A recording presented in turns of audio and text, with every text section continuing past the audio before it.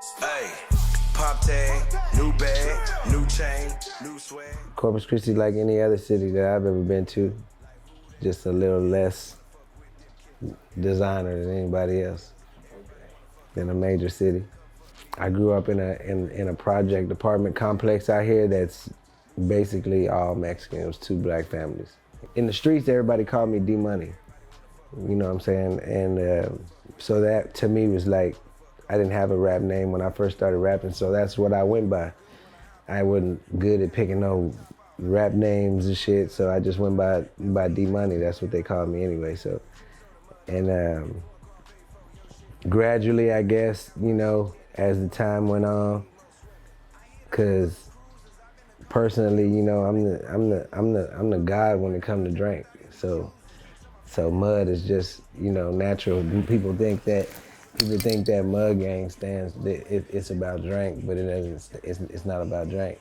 MUDD stands for money, ultimately the dream. I think the growth from Muddy Water Wayne to Muddy Kasino will probably be beast mentality with this shit. You know what I'm saying? Like, Muddy Water Wayne was more me in my mode, relax. I make music how I make music on my time when I want to. Muddy Kasino is, I'm on your ass with this shit. You know what I'm saying? Like, however I need to come, I'm coming.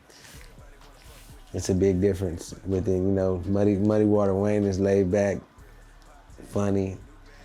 You know, Muddy Kasino is business. Really, the only ties is I feel like I got that hereditary. I feel like music is just in me because it was just like, it's always been in me. If I wasn't singing in school, I was rapping in school.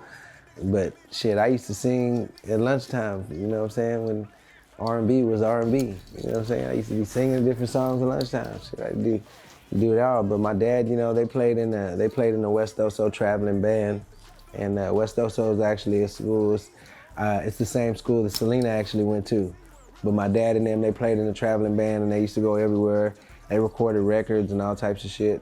My dad played the bass guitar, my uncle played the drums, you know, but you know, they used to sing in the clubs as kids. Like, you know, I hear stories all the time about how, you know, the older guys that were friends with my dad, how they used to allow them to go in the club because my dad and them would be singing at the club. They were like on some Jackson 5 type shit, I guess, you know what I'm saying, out here. But yeah, you know, that music shit, my grandma owned a record store out here in Corpus, you know, back in the day on the north side of town.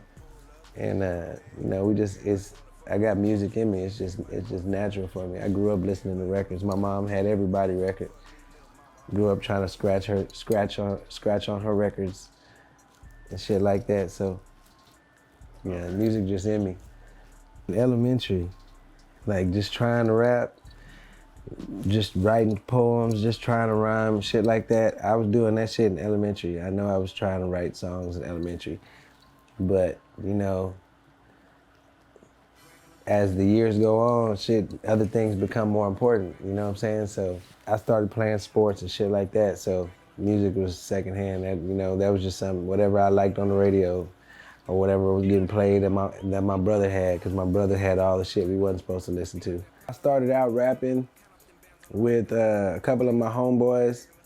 Well, really on the cool, like I used to rap all the time in school with my partners and shit, and you know, I had homeboys that had groups, and I used to want to be in them groups, but I was never focused on rap like they was focused on rap. Like that's what they did, and so, you know, we used to rap and freestyle all the time in school, but taking it serious, I wasn't probably shit. I was already shit well out of school, fucking with some of my homeboys that were already rapping, and we just started up a group called GMC. They were a group together called Go Hard, you know what I'm saying? GHK.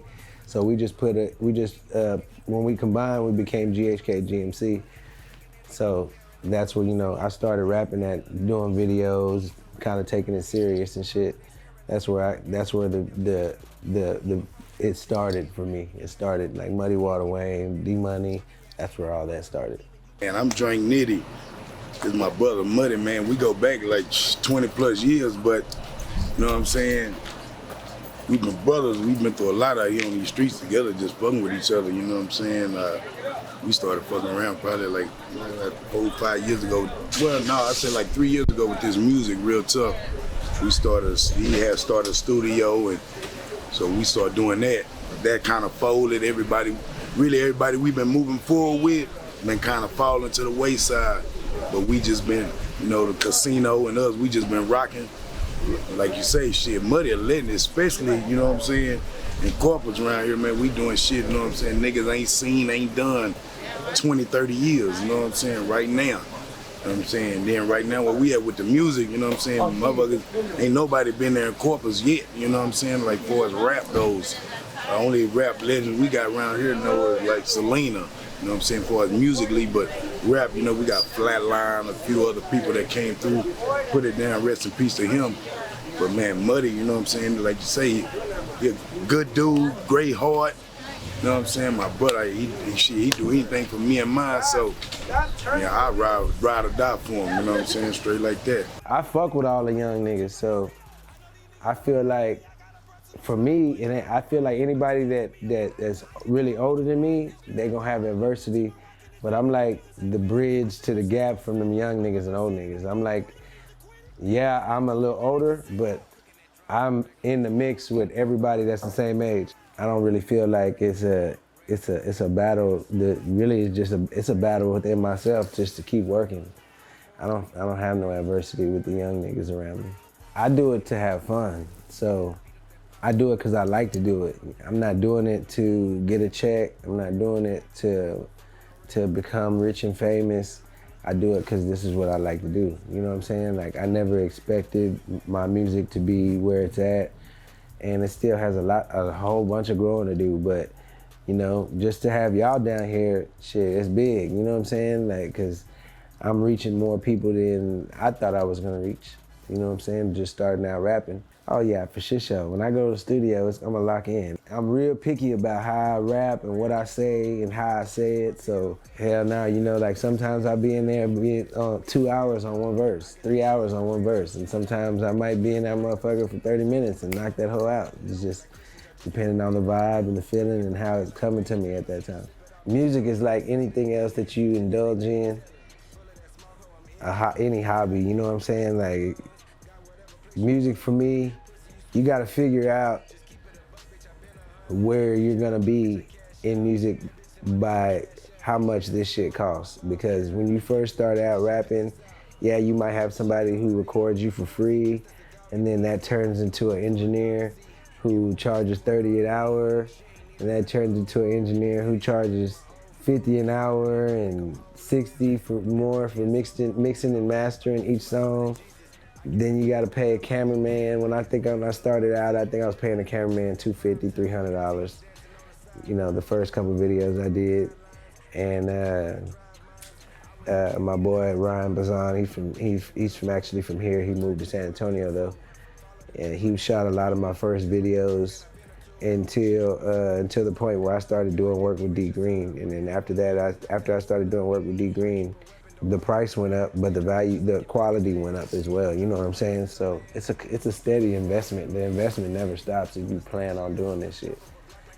It just depends. It just really depends on the level that you plan on doing it at. If you plan on just being a local, everyday motherfucker, and you don't care if your friends are the only ones that hear your videos, then you can go with those cheap ass videos. But you know, I think the more you invest, the more you look good, the better shit's gonna be.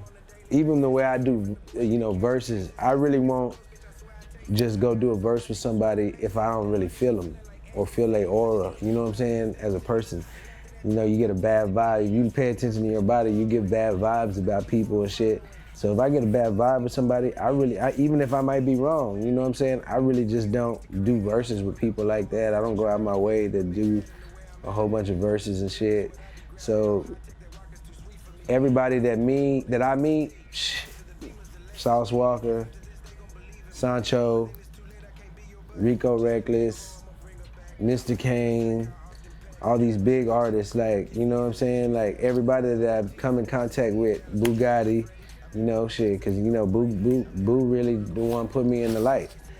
So all these artists, like, we brothers, like, they come here, they stay here. I go there, I'll fuck around, stay with them. Like, I'm with them all day, everywhere we go. You know what I'm saying? Like, shit, we all together, we brothers. You know, I'm not just like, I'm like another part of the gang, and that's how they are with me. So, you know, we just gonna keep it all the way street with everybody. I don't really have no negative to say about people. And I usually never hear nothing about me. Somebody hating on me, somebody did something wrong, because I don't fuck with nobody. I wouldn't have a whole album right now if it wasn't for Boo making me do music. You know what I'm saying? Like, he'll tell me, nah, bitch, you need to do this, you need to, you know what I'm saying? So, Boo for sure, but it's only been one nigga ever make me want to change one of my verses, and that was Sauce Walker, you know what I'm saying? I've been in the studio with them more than once to see their work ethic, see how they always, like, Sauce is a fucking genius. Boo's a fucking genius, like, no, undeniable. You know what I'm saying? Like, they got a next level talent that you'd have to be stupid to ignore. The person that inspires me the most to keep doing this shit is probably Walt. Not just because of, you know, like, financial shit and nothing like that. It's just like what he's doing with his team is something that I want to do for my team. Like, he's providing a way for motherfuckers to eat in a positive light rather than any negative manner, you know what I'm saying? So, for shit show, Walt, because there ain't too many motherfuckers in Texas really doing that. First time I met Sauce Walker, we did that song Mud Gang. I already had the song done. I went down there, he already knew I was coming. He messaged me, because we had already been messaging for a little while. He messaged me, checking where I was at. I was at the malls at the Galleria, so he just pulled up on me at the Galleria, showed me the spots I needed to know, where shit I was looking for was at. You know, and then we dipped up out of there, went to the studio. He knocked his verse out in like 30, 45 minutes, real easy. You know what I'm saying? Like, hard ass verse. You know, it ain't just no shit that you just paid a nigga $1,000 for. That was one of them check verses. You know what I'm saying? Like, real shit. Like, you know, he charged me $4,500 for the verse and $45 for the video. So I paid $9,000 for that song. You know what I'm saying? Just for Sauce to be on that song. I paid $9,000. So, you know what I'm saying? That was our initial meeting. But, you know, since then, like, shit, Sauce, you know, that's my brother. He ain't even charge me. We locked in, you know what I'm saying? Jar right here, 20%.